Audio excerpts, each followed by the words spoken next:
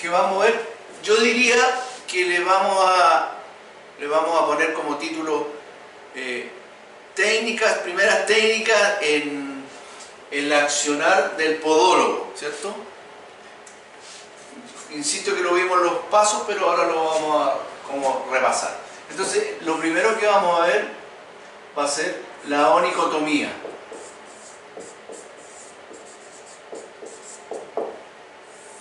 ¿Cierto? La onicotomía. La palabra onicotomía ya la conocemos, ¿cierto? Tomía es cortar, ónico, uña. O sea, es el corte de la lámina unguial, ¿cierto? Ahora, lo primero que habría que partir diciendo es que no existe en realidad un patrón universal para el corte de las uñas. Ya lo explicamos en clases pasadas, ¿cierto? En general, el mundo de la salud entiende que el corte de las láminas unguiales debería ser recto y ligeramente redondeado en su extremo, ¿cierto? Pero nosotros también indicamos que el corte de las uñas va a depender de la forma que tiene el dedo, ¿cierto? Y en ese sentido, aquí nunca hay que olvidarse la famosa palabra de lo que es la relación ónico-dactilar, ¿cierto? ¿Qué es lo que es la famosa relación ónico-dactilar? Es un término que de alguna manera hay que asimilarlo mucho, porque más adelante, ya en capítulos superiores, todas las técnicas que tienen que ver con corrección de las láminas unguiales, lo que se llaman las técnicas de ortonicsia podológica, siempre vamos a caer en la famosa palabrita de la relación ónico-dactilar, ¿cierto? Una correcta relación ónico-dactilar. Entre paréntesis, habría que indicar que los científicos siempre han descubierto que existe como una fórmula matemática física respecto a las relaciones armoniosas de los cuerpos y de las formaciones de la naturaleza. Algunos hablan de un número, no pi, que es 3,1416, no, sino de un número phi, que es una relación que se establece, por ejemplo, por decir algo, en la forma que las abejas hacen sus celditas, ¿cierto? Y cómo las van haciendo, eso ellos lo tradujeron en formas matemáticas y determinaron que hay una relación, por decir, universal, y que esa misma relación matemática se puede aplicar en el crecimiento de las plantas, en la formación de los cristales, mil cosas. ¿Ya? Ahí entró María José. Entonces, también el señor que se llamaba Leonardo da Vinci, este gran genio, uno de los más grandes genios que ha tenido la humanidad, ¿cierto? A pesar de que el más grande dice que fue Arquímedes, pero bueno, resulta que este señor estableció, ¿cierto?, relaciones entre las diferentes partes de nuestro cuerpo, ¿cierto?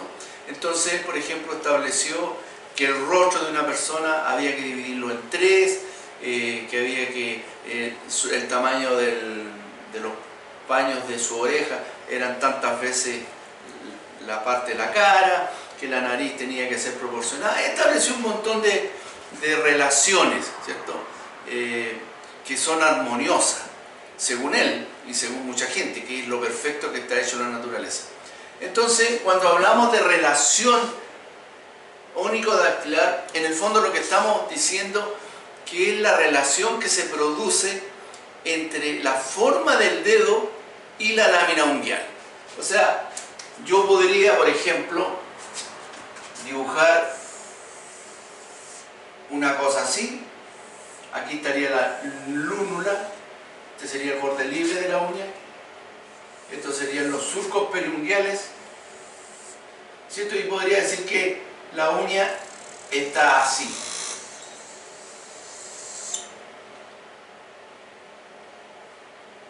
¿Cierto? Entonces, en relación al ancho del dedo, ¿cierto?, del ortejo, y la forma que tiene la uña no es armoniosa, ¿cierto? Y si yo lo transformo esto en base a lo que estamos conversando estos científicos, dirían que ahí la relación está absolutamente alterada. Por decir otra cosa, si alguien dibuja una mano o un pie y el dedo mayor, el alus, está en esa relación, ¿cierto? No es congruente a la relación respecto a sus demás ortejos. También vamos a decir que ahí no hay una correcta, que hay una anormalidad, una deformidad. Póngale el apellido que quiera, ¿ya? Es como para entender un poquito la palabra relación ónico-dactilar, ¿ya? Entonces, tomando en cuenta que esta relación ónico-dactilar se altera, de hecho, los bebés cuando nacen vienen conformados en forma perfecta, la mayoría, hay algunas excepciones. Entonces, por lo tanto, nosotros podríamos decir que si nosotros observamos el piececito de un bebé, nos vamos a dar cuenta que su piececito en relación a las formas que tienen sus uñas, por ejemplo, respecto a sus deditos, es armoniosa, es hasta bella. De hecho, el pie es un órgano muy bello, ¿cierto? Hay, como digo, alteraciones, qué sé yo, que también las vamos a ver y hay que considerar. Entonces, si yo quisiese traducir qué es lo que es una relación ónico-dactilar correcta, tendría que decir que es la armoniosa, ¿cierto?, y equilibrada relación que existe entre el dedo y su lámina unguial. Cuando no es armoniosa, ¿cierto?, vamos a decir que la uña está alterada, ¿cierto?, que su relación ónico-dactilar no es la correcta. Ahora, esto también está ahí en duda, no diríamos en duda, sino que está en estudio, porque todavía no se ha podido establecer matemáticamente, nadie se ha dedicado a decir en realidad cuál es el tamaño que tiene que tener un dedo, por ejemplo, un ortejo, en su ancho, su grosor, su peso y respecto a la lámina, lo que cubre, lo que no cubre, qué sé yo. ¿Estamos? Pero nos vamos a quedar solamente que a simple vista, ¿cierto?, y es lo que nosotros consideramos armonioso. Más adelante va a llegar seguramente algún estudio en que va a establecer ya más científicamente cuáles son las condiciones y la relación ónico-dactilar exacta. Medio complicado este tema, pero yo creo que me están entendiendo, ¿correcto? Por lo tanto, cuando esta relación ónico-dactilar está alterada, nos va a traer un sinnúmero de dificultades. Ahora, ¿por qué se altera? Puede ser por trauma, puede ser por secuelas de quemaduras, secuelas quirúrgicas, retracciones musculares, ¿cierto?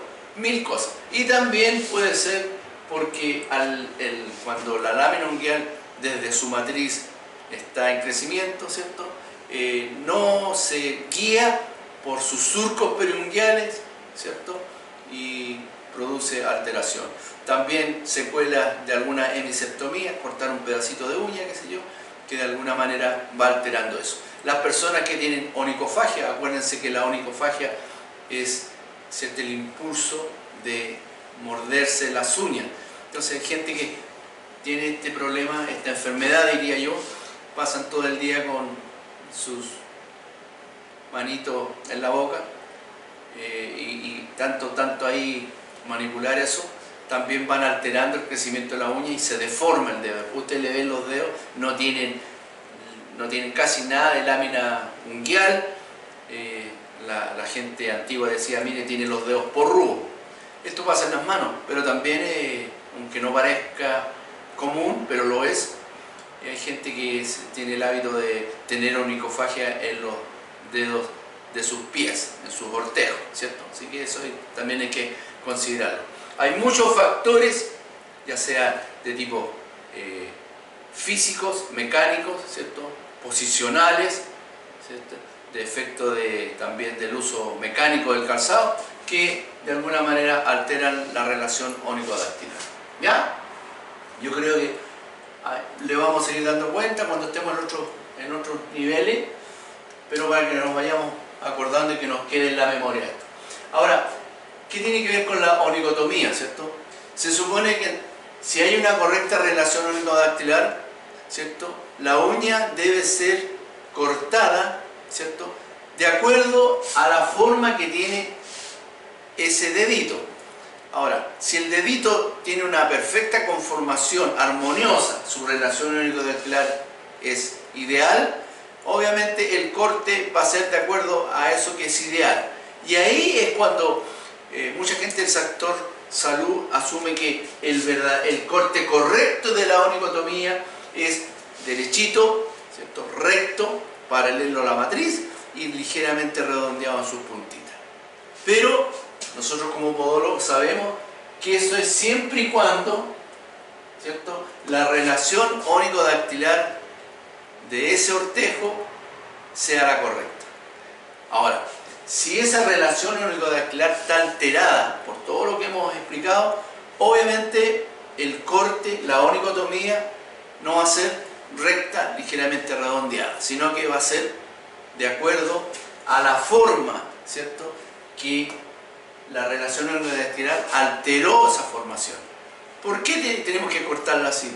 Porque es la única manera de que no se producen agresiones que no son factores predisponentes, por ejemplo, para uñas encarnadas, ¿cierto?, para onicolisis, mil cosas, que también las vamos a ir viendo. ¿Ya? Entonces, como primera conclusión, vamos a decir que la onicotomía, el corte de uña, siempre, y así se exige que se conteste en los exámenes, en los exámenes externos, diría yo, del Ministerio de Salud, creo que lo expliqué, que ante una consulta de eso, nosotros vamos a responder que el corte es recto, ligeramente redondeado en su extremo. Pero en la interna, en la parte podológica de colega a colega, nosotros sabemos que el verdadero corte, o cómo se corta, va a depender siempre de la forma del dedo, o sea, dependiendo de la relación onicodactilar que exista. ¿Ya? Ahí estamos, yo creo que un poquito más claro.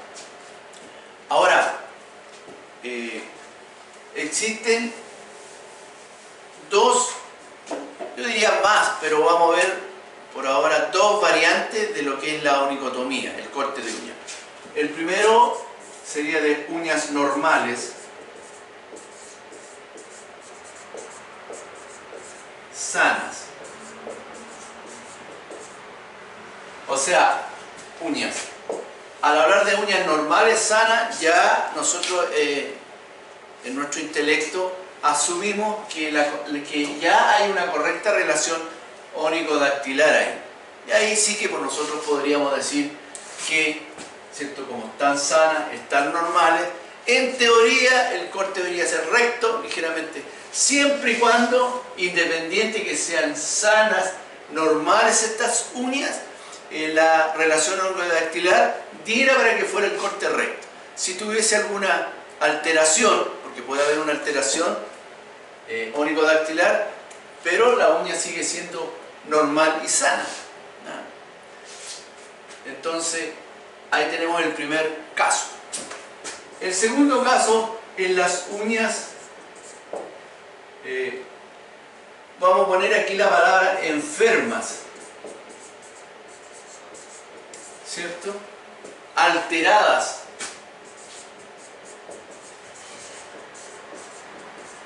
¿Cierto? Generalmente hipertrofiadas.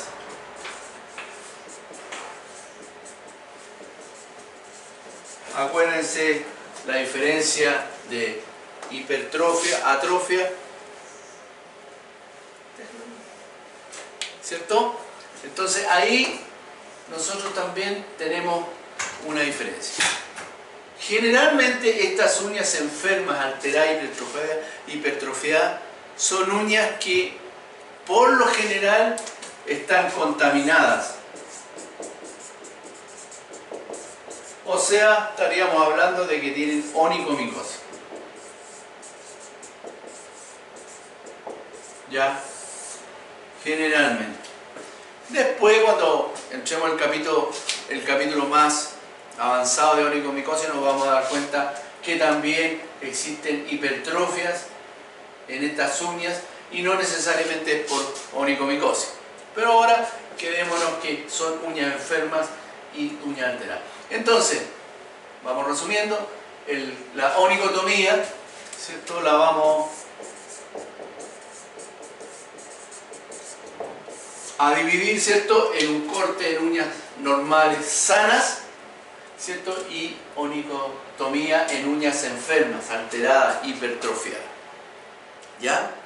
Ahora, en el caso 1, uñas normales sanas, ya sabemos que el corte se realiza con un instrumental de onicotomía. En este caso podría ser el alicate frontal, el alicate recto, ¿cierto?, algún tipo de tijeras, ¿cierto?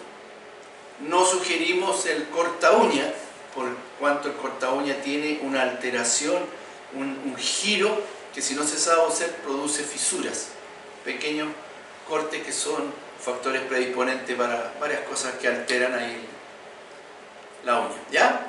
Entonces tendrían que ser alicates frontales, alicates rectos, el corta cutícula, que no era para cortar cutícula, sino que es simplemente como un alicate frontal más chiquitito, que también se puede usar en atenciones pediátricas, algún tipo de tijerita, ¿ya? Eso. Probablemente en el futuro ya no vamos a usar ese material, ese instrumental quirúrgico de acero, y se podrá usar un corte con, no sé, me imagino, con una luz láser, algo que vayan a desarrollar en ese tiempo, ¿cierto? Se producen entonces el corte, no es más que eso. Ahora, hay que considerar que, la pregunta sería, ¿por qué un paciente va a recurrir donde un podólogo a efectuarse un corte de uñas que están normales, que están sanas, que su relación ónico-dactilar, diría el podólogo, es la correcta? Hay varias respuestas. La principal, diría yo, es que la imposibilidad del paciente de producir esta onicotomía por sí mismo, ¿cierto? Él no puede hacerlo. No, puede tener problemas visuales, ¿cierto?, que le impiden ver bien eso. Puede tener también problemas de movilidad. O de repente los adultos mayores, profe, no pueden cortarse la uña de los pies solos. Claro, personas que tienen alguna alteración glandular y son obesos, qué sé yo, no alcanzan ahí hasta. Entonces, ese tipo de paciente, obviamente, teniendo estas uñas normales, que lo lógico es pensar, bueno, si están las uñas normales, ¿para qué quiero un poro? No. Hay gente que recurre. Aquí a la clínica han llegado muchas mamitas con sus bebés chiquititos que tienen complicaciones, pues no le pueden cortar ellas. Dicen, no puedo porque el niño hace un espasticismo tan grande que es tan inquieto que no se puede. Es típico de los niños eso. Entonces hay que desarrollar una técnica, la vamos a ver también en la especialidad de podología pediátrica, cómo cortarla. Y por último, ellas muchas veces las cortan con cortacutícula y cometen error. Profe, yo quería hacer una salvedad en el caso de los pediátricos del corte de uñas, que en realidad las mamás que tienen un bebé chiquitito le cortan las uñas y se está viendo mucho que a los chiquititos se les están encarnando las uñas. Sí. Entonces a lo mejor por el tipo de técnica que usen, cortan más de lo normal, no hacen el corte de la manera que debería ser para el perfil de la uña, porque por ejemplo nosotros acá en SAC nos llegan muchas mamás con guaguitas como, no sé, de 1 mes, 2 meses, pero con la uña encarnada. Claro. Yo he escuchado varias barbaridades, por ejemplo,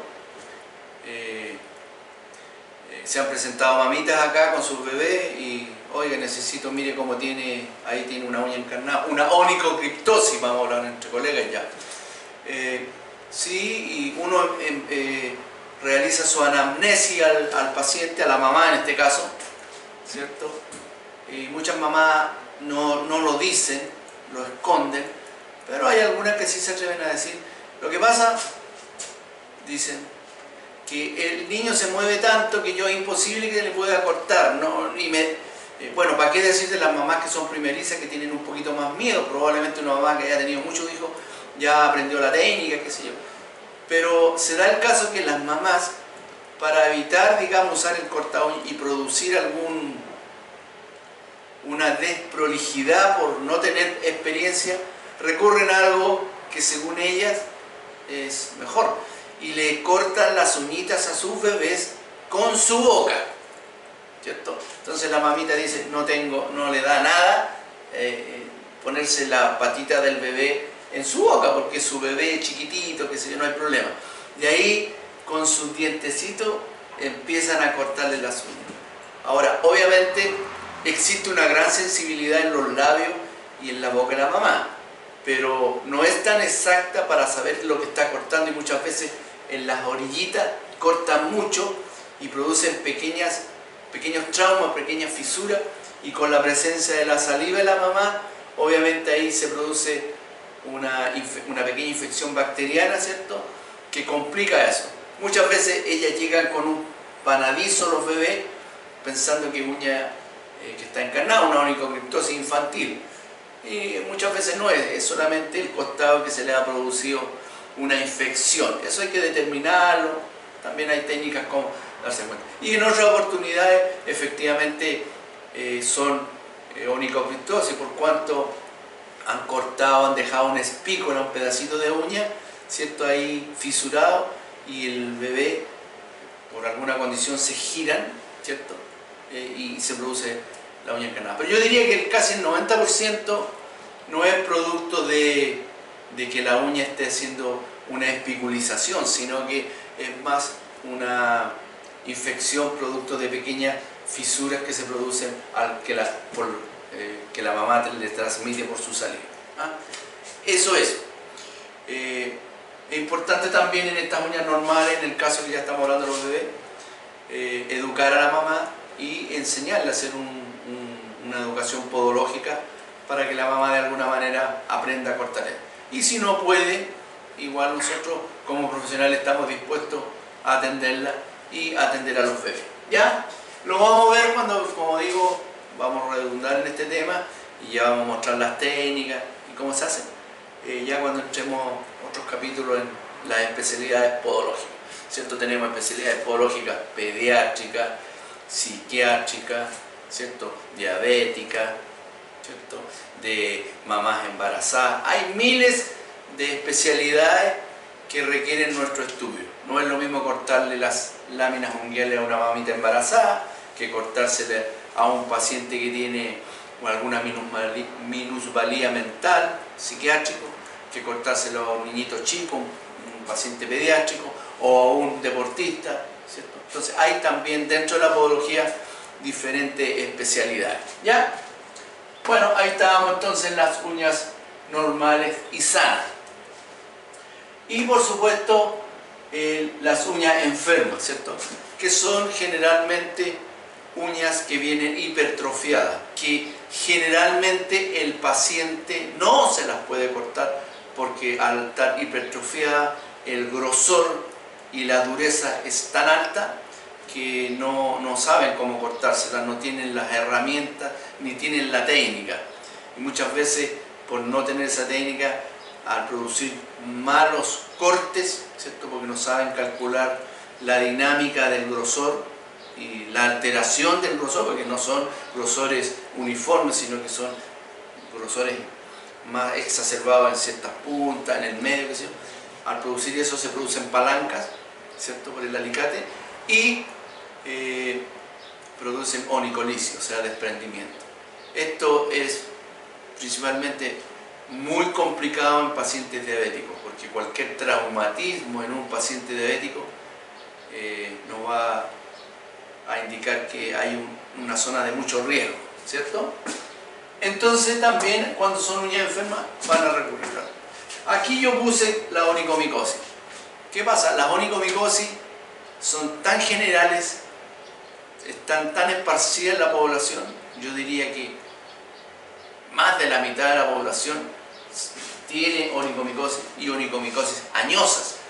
Como es una patología que no duele, que no muestra signos de preocupación, salvo que sea una persona que sí se preocupe mucho, ¿cierto? Poco a poco la onicomicosis parasita, y cuando recurren ya al podólogo es porque ya hay otros factores que lo están complicando. Mal olor, ¿cierto? Dolor, porque ya no es que duela la uña, perdón, sino que se ha engrosado tanto, se ha hipertrofiado tanto, que con el caminar y el roce del zapato presionan el lecho unguial y ahí sí que se produce dolor, ¿cierto? Pero en ese caso, la técnica, hablando de la técnica, para producir el corte, la onicotomía en estas uñas enfermas, primero es producir el famoso desbastado. El desbastado unguial. ¿Cierto? En este caso, aquí no, aquí solamente corte con, ¿cierto?, instrumental de onicotomía. Corte limpio, certero, ¿cierto? Y que no implica más que una pequeña alteración en el borde, que después eso lo podemos corregir con un pulido. Pero en este caso, no, porque son uñas absolutamente alteradas. ¿Para qué decir de la relación único-dactilar que se produce aquí? Porque ya es horrorosa. Ustedes ya lo deben estar pensando. Entonces, lo primero en estas uñas enfermas es producir el desbastado unguial. ¿Qué no quiere el desbastado unguial? Era desgastar. Desbastado yo lo puedo traducir como desgastar, ¿cierto? Rebajar. Estamos hablando de la lámina unguial. Acuérdense que la palabra parecía, pero no es lo mismo, que es resecar. Eso es sacar las delgadas capas de hiperkeratosis en la piel. No confundir. El desbastado siempre va asociado. Nombre y apellido siempre. Desbastado unguial, para no olvidarse. Desgastar, rebajar.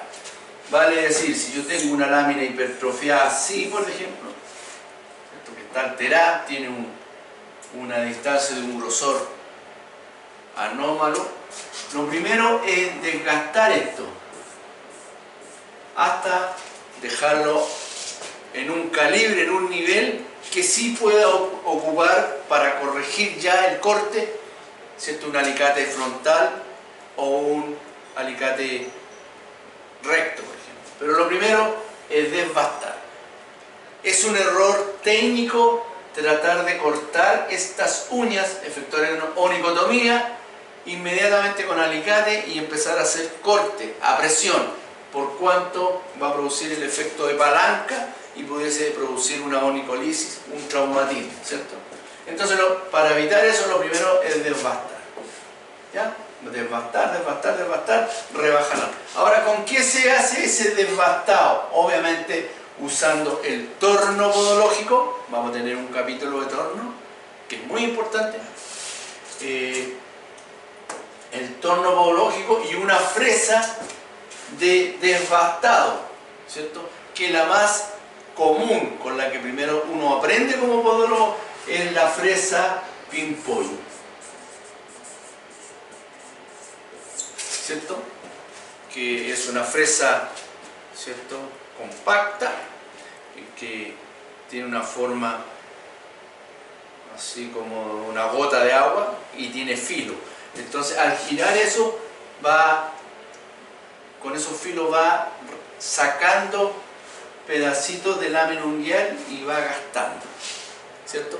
Eso es desbastar, y sacando pedacitos. Hay gente que hace desbastado también, no se aconseja mucho, o hay que tener mucha experiencia, con un bisturí, va gastando la uña.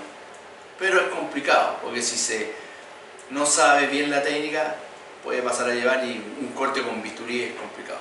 A pesar de que los cortes con estas fresas también, lo vamos a ver al final de la clase, también son complicados. Pero no hay que, también sería otro error técnico, rebajar la lámina gastándola con una lija, por ejemplo, ¿cierto? Estas lijas de pulir, yo he visto ahí podólogos que usan la lija de pulir para ir como puliendo esto y lo van desgastando. ¿Por qué? porque produce mucha temperatura. La temperatura aquí se eleva considerablemente. Y si es paciente diabético, menos, porque va a producir quemadura en el lecho unguial. ¿Correcto?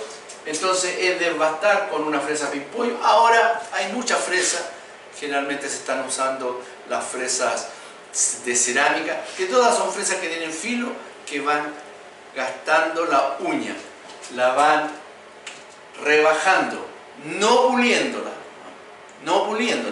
porque el pulido, por pulido se entiende que una superficie que está alterada, ¿cierto?, mediante un abrasivo, que puede ser vidrio, que es erróneo, pero se usa erróneamente, que puede ser carborundum, puede ser cualquier material abrasivo fino que va gastando suavemente, ¿cierto?, muy suavemente, yo diría a nivel casi microscópico, y le va dando lo terso y lo suave.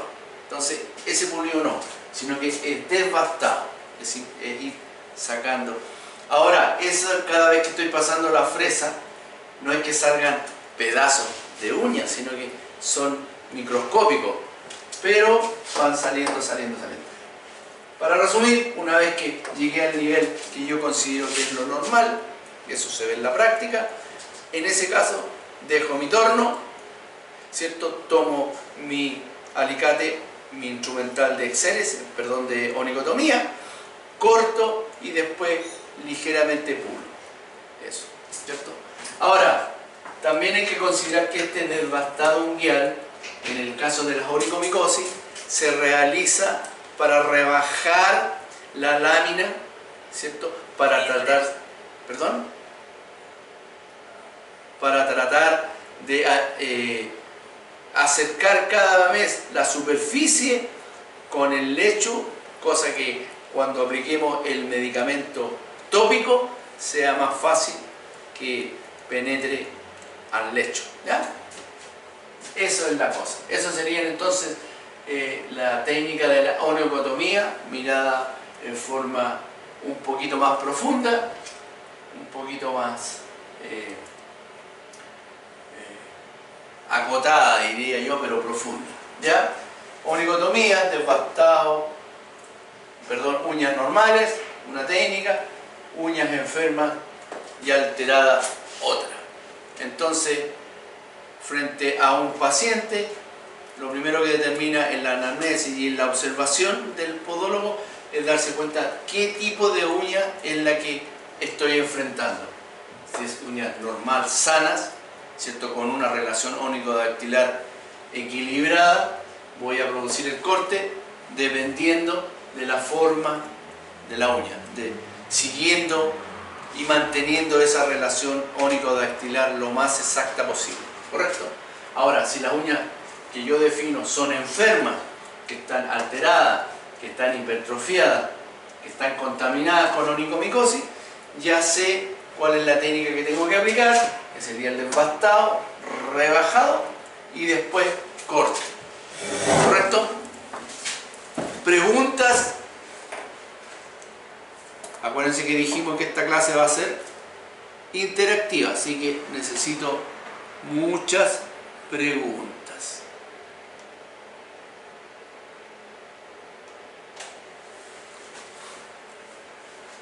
¿Ya? Gabriela, Marlene, Ingrid, Cecilia.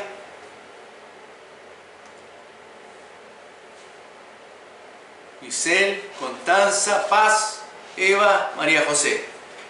¿Quién se atreve con preguntas? Me imagino que hay muchas.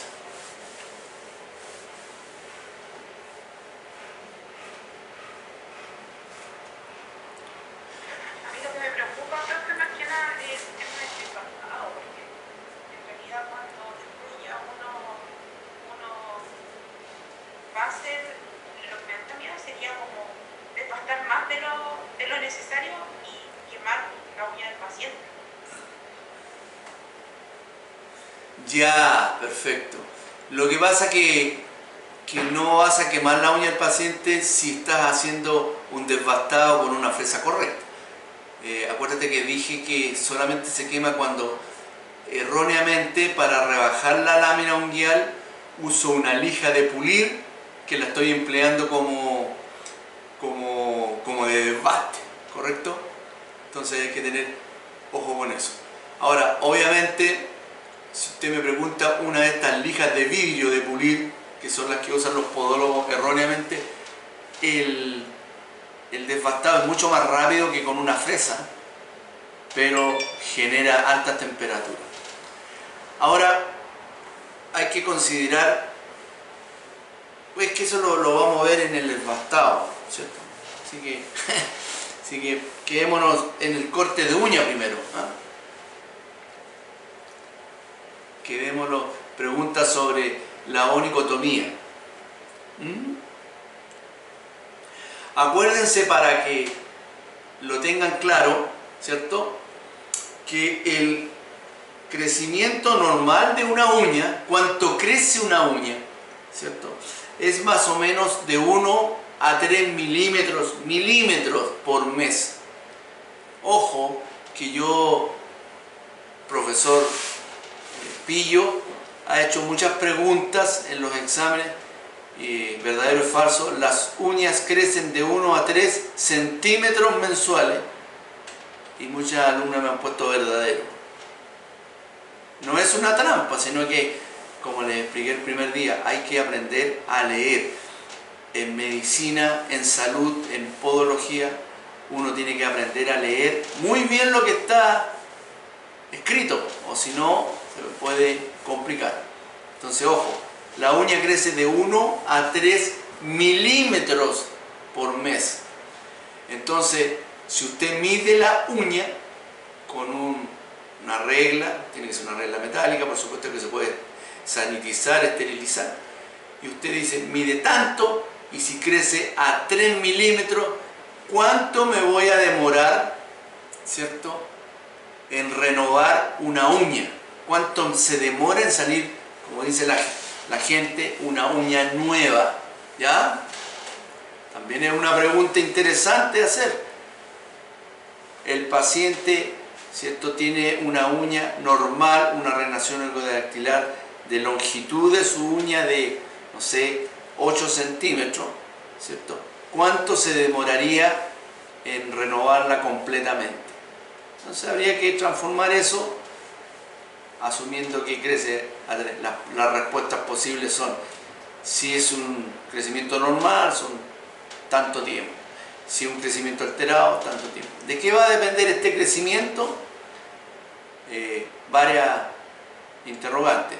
Primero, del 1 a 3 milímetros mensuales tiene que ver, digamos, con muchas cosas, entre otras con la edad. Se supone que las personas jóvenes el crecimiento es más acelerado. Las personas ya con un poquito de edad, el crecimiento de las uñas es muy lento, ¿cierto? Inclusive nunca se detiene, pero es tan lento que es casi imperceptible, ¿cierto? En cambio, en los infantes el crecimiento es tremendamente acelerado. Otro factor que complica el crecimiento también es la alteración, digamos, de la matriz, la alteración de sus surcos periunguiales, por efecto de trauma, por efecto de nutrición. Hay pacientes que tienen problemas de nutrición y obviamente el crecimiento de sus láminas unguiales va a ser mucho más lento, ¿cierto? Lo otro interesante que no hay que olvidarse es que la uña, en esta relación ónico-dactilar, tiene una conformidad curva. La uña no es plana, sino que la uña tiene una curvatura. Y esa curvatura se mide en ángulos. Y ese ángulo más o menos oscila entre 25 y 30 grados. Nosotros cuando vemos que esa relación del ángulo, ¿cierto?, esa medida del ángulo se altera, vamos a hablar de una uña patológica, vale decir que se está saliendo de estos 30 grados, y ahí vamos a hablar de uñas involutas, ¿cierto? Diferentes tipos, L, involuta en tipo C, que sí, todo lo que tiene que ver, ¿cierto? Eso también es interesante saber respecto a las onicotomías. Lo otro también interesante es saber que la uña, ¿cierto? El color normal de una uña es traslúcido, ¿cierto? Y uno la ve con un color rosado vítreo. ¿Ya? ¿Qué significa esto que sea traslúcido? Hay que entender cuál es la diferencia entre transparente y traslúcido. No es lo mismo. Uno tiende a pensar que es lo mismo, pero no es lo mismo. Transparente es cuando uno es capaz de ver, ¿cierto?, a través de un cuerpo, puede ser un cristal, puede ser una mica, ¿cierto?, una ventana, qué sé yo. Uno es capaz de ver toda la luz y todas las formas muy definidas, los contornos, la forma y la luz. ¿Cómo se ve de un parabrisas de un auto para afuera? ¿Cómo se ve de un vidrio de una ventana? Eso sería transparente. Ahora, translúcido es cuando uno ve a través de este cuerpo, pero solamente ve luz atenuada y no distingue bien las formas ni los contornos. Entonces, a ver, un ejemplo. Cuando existen esos vidrios que se ponen en los baños para que la gente se bañe, se ve translúcidamente algo de forma y no los contornos ni qué sé yo. Los vidrios polarizados de los autos, dependiendo de la graduación, también dejan de ser transparentes y se transforman en translúcidos. Ahora, como dato interesante, y esto tiene que ver con el ordenamiento de las moléculas del cuerpo, del vidrio, del plástico. Cuando las moléculas están desordenadas, ¿cierto? Yo diría que generalmente el material es transparente.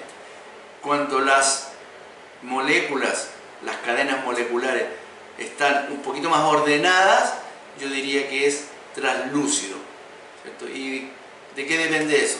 Cuando se fabrican estos materiales, se fabrican generalmente el vidrio con cuarzo, con arcillas, con arena. Eso se calienta y después se enfría.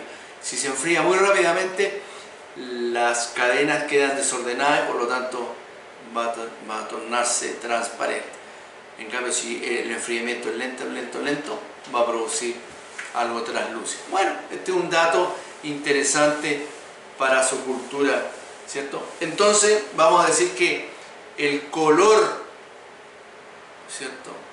No color, sino que la manera de visualizar de una uña es, ¿cierto?, translúcida, ¿ya? Ahora, ¿por qué se ve de un color rosado? Porque de alguna manera transmite el color del lecho unguial, ¿cierto?, que está irrigado. Entonces, porque como hay irrigación, hay presencia de fluido sanguíneo y ese es lo que se refleja y se traspasa hacia arriba en forma translúcida y le da ese color rosado. Ya, esa es una uña normal. También no olvidarse, creo que lo dije en clase anterior, que para determinar que la lámina está sana debe tener un brillo. Lo primero, como análisis clínico, es determinar si la lámina tiene o no tiene brillo, ¿cierto? Eso se puede realizar mirando contra alguna luz, contra el sol, ¿cierto?, o a simple vista, ¿cierto? Si yo miro ahí y mi lámina están brillosas, ¿cierto?, entonces yo puedo decir que en teoría estarían sanas.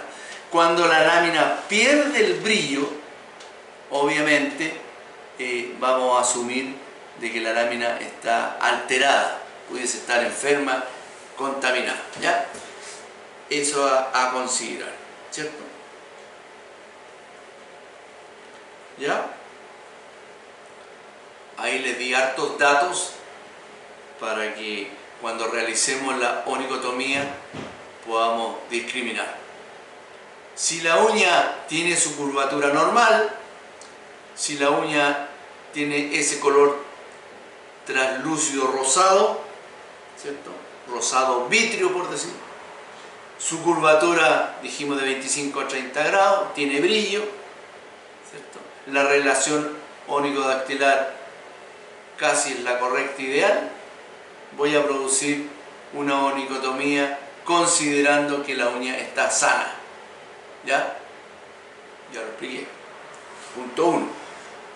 En cambio, si cualquiera o todos los demás, esos parámetros que mencioné, están presentes, voy a considerar que la uña está enferma y por lo tanto el corte, la técnica para cortar, ya la tenemos clara, es rebajar la lámina unguial y después producir el corte. ¿Listo? Consultas, no se me duerman. María José, ¿alguna consulta?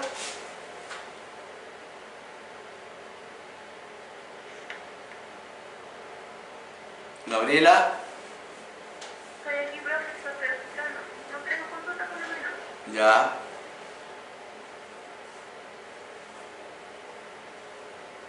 Constanza.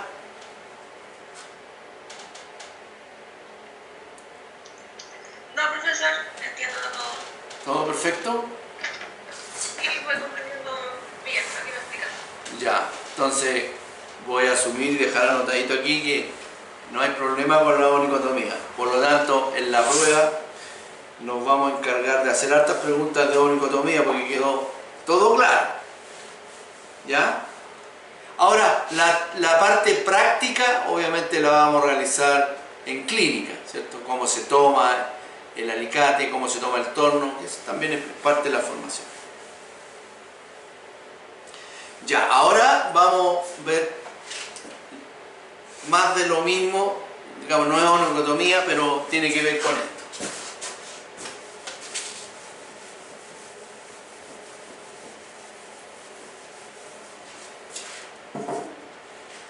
¿Cierto? Lo que pusimos acá, que es el desbastado unguial. ¿Cierto? El desbastado unguial que ya lo vimos, o sea, lo mencionamos acá, que en el fondo era rebajar, ¿cierto? Gastar, ¿qué más dijimos? Gastar, rebajar. La lámina unguial, por ahora no tenía, dijimos el apellido unguial, ¿cierto? Ahora, dijimos que se realizaba con una fresa llamada pimpollo.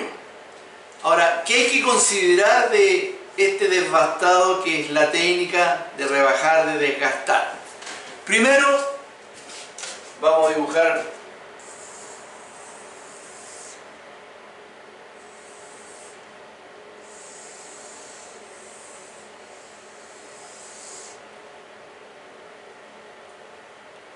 eso mirado de arriba sería, ¿cierto? Como un dedito y su uña, su lámina unguial, ¿cierto? Aparentemente, si yo la veo así, es una uña sana, pero vamos a asumir de que esta uña está hipertrofiada. Vale decir, ¿cierto? Yo lo miro de lado, va a ser una cosa así. El dedito y la lámina, ahí está la matriz, ahí empieza la lámina unguial. Pero esta lámina unguial está así. Eso es mirado de arriba, mirado de lado, para poder entender el ejemplo, ¿ya? Entonces, este sería el borde libre, ¿cierto? por ahí. ¿Ya? Vamos a hacerlo más ahí.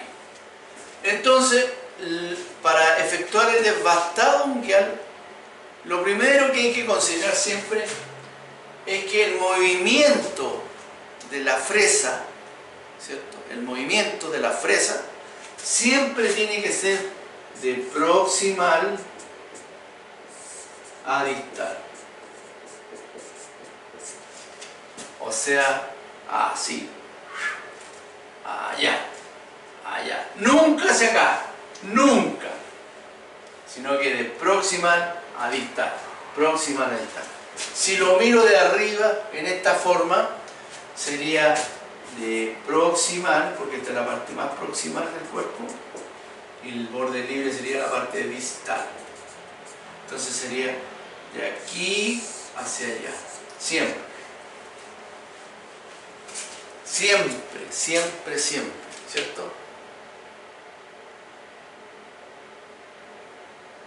Ahora, estaba pensando en una de las preguntas que hizo una alumna, ¿hasta qué punto yo puedo rebajar? ¿Cómo me doy cuenta que voy a rebajar?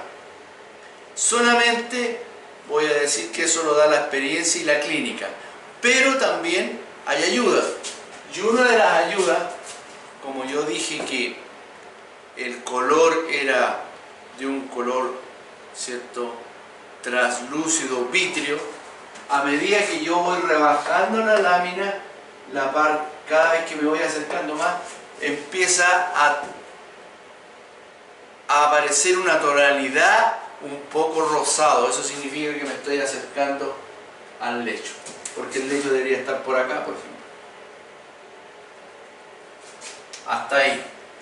Toda esta parte ya es piel y está irrigada y está, ¿cierto?, inervada, vale decir, sensible. Y ahí está la lámina está por encima. Acuérdense que la lámina está adherida al lecho unguial, ¿cierto? Como la gente dice, está pegada a la uña, porque la uña yo no me la puedo sacar porque se siente dolor. Está pegada, si uno la ve microscópicamente eso, el lecho unguial se vería como una cosa así. Y la uña por abajo se vería como una cosita así. Ahí estaría la uña, ¿cierto? Ese sería el dedito. Aquí está el huesito, la falange, ¿ya? Está adherida por una forma, yo diría hasta física, ¿cierto? Por eso que yo puedo con una alicate sacármela. Ahora, si está muy adherida, obviamente al sacarla o el sacarla, digamos, de la punta, produce palanca y por lo tanto eso corta ahí microscópicamente y por eso sangra y duele. Pero si yo la puedo tomar así, por ejemplo, de acá y sacarla, puedo sacar la lámina sin que duela ni que sangre, ¿ya? Pero ese son detalles. Entonces, lo que estamos viendo aquí es que el movimiento de la fresa con el torno es siempre de proximal a distal, igual que en las hiperkeratosis, y siempre es de la parte más ancha a la parte más delgada. O sea, yo no voy a empezar a pasar el torno aquí, la fresa, ni aquí, sino que tengo que partir de ahí. Cuando la tengo ahí, recién produzco el corte. ¿Estamos? No olviden entonces, el movimiento de proximal a distal. Ahora, en las primeras aproximaciones al desbastado unguial, si está muy hipertrofiado, muy cerca de la matriz, puede ser peligroso porque las fresas cortan, son fresas de desgaste, ¿ya? Yo puedo cubrir esta zona con algún apósito, con alguna tela adhesiva, que sí. O sea, en el fondo puedo poner una protección ahí. Todo esto está protegido, cosa que al pasar la fresa si me llego a equivocar y toco acá, voy a tocar el apósito, voy a tocar la cinta adhesiva o lo que yo determiné aquí, un protector de silicona, lo que sea. Entonces, con eso me aseguro no tocar, porque esas fresas producen corte inmediatamente, tocan la piel y cortan, ¿ya? Si son capaces de devastar, gastar una uña, imagínense lo que le hacen a la piel. ¿Estamos? Eso es. Y obviamente en el devastar también tenemos el movimiento de proximar a distal sumado al sistema de cuchareo, que no sé cómo traducirlo, pero cuchareo sería como el movimiento que uno lo pasa y siempre va hacia arriba, cosa que evitar, ¿cierto? No así allá, sino que siempre ahí, ahí, ahí, ahí, cuchareando hacia arriba, ¿ya? Ese sería el devastado unguial. También no olvidar que el pasar esta fresa siempre es paralelo a la matriz, ¿cierto? ¿A qué me refiero? Acuérdense que la matriz es esta parte, esta. Entonces paralelo ahí, de la parte más gruesa a la parte menos gruesa y paralelo a la matriz y de proximal a distal. ¿Ya? Ahí yo creo que quedamos un poquito más claros. ¿Ya? Ese sería el famoso devastado unguial, ¿cierto? Que se realiza en láminas hipertrofiadas enfermas, el número 2 que dijimos de la onicotomía. Nunca se efectúa un devastado unguial en uñas sanas. Esto no me voy a cansar de repetirlo, por cuanto si cuando estudien en dermatología la conformidad, la conformación química de la lámina unguial, que tiene más de 27 componentes, ¿cierto? Hay algunas proteínas, hay algunos minerales, azufre, que le dan un barniz protector a la lámina unguial, ¿cierto? Que ese es el que impide que por contacto directo se produzca la parasitación de hongo. Entonces, si yo gasto, o rayo ese escudo, ese barniz natural, voy a dejar abierta una puerta para que por contacto directo se parasite algún agente micótico, ¿ya? En el fondo, para que me entiendan, toda la lámina unguial, estamos hablando cuando la lámina está sana, ¿va? ¿Cierto?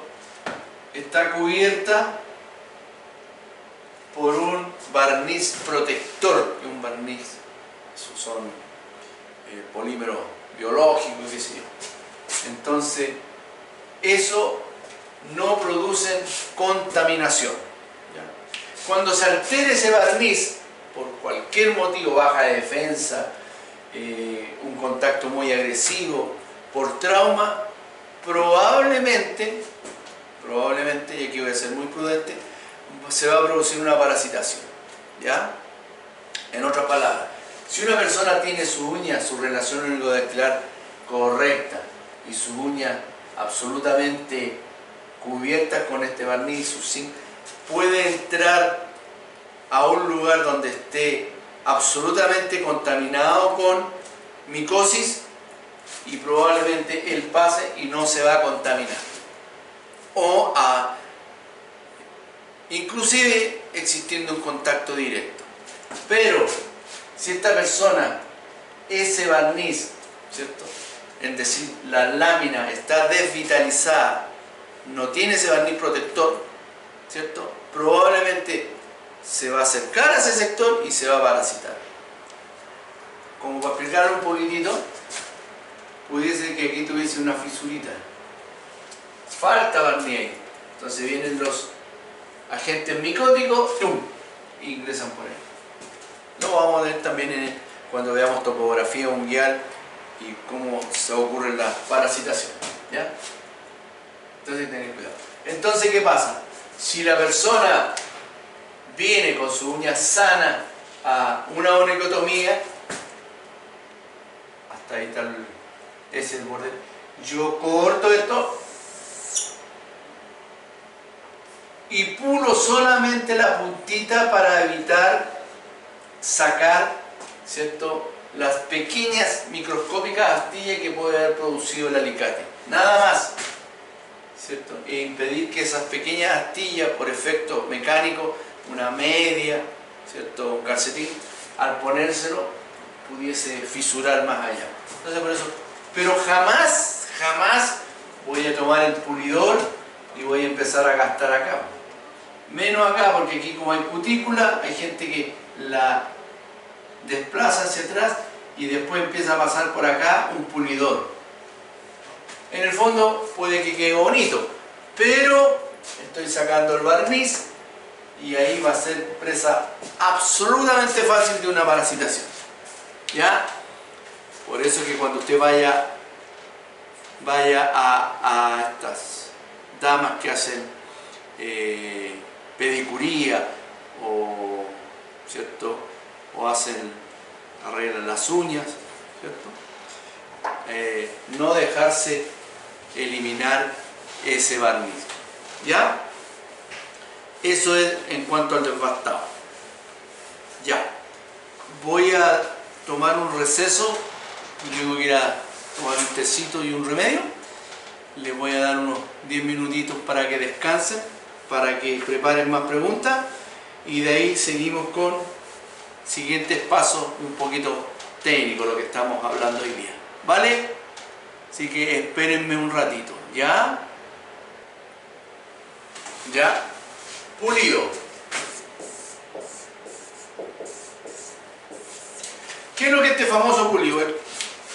Lo vamos a enfrentar bajo dos puntos.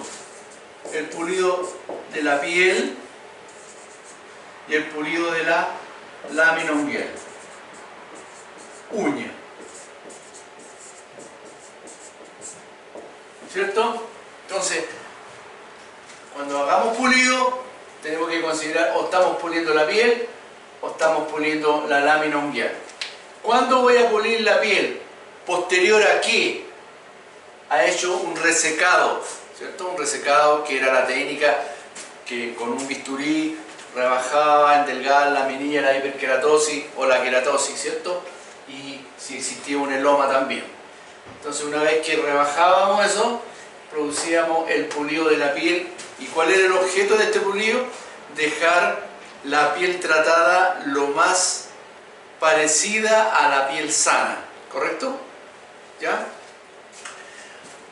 Y cuando hablamos de lámina unguial, pulido de la lámina unguial es si la uña es sana, la lámina unguial está normal. Ya dije que era solamente en la parte donde produje el corte con el instrumental de onicotomía.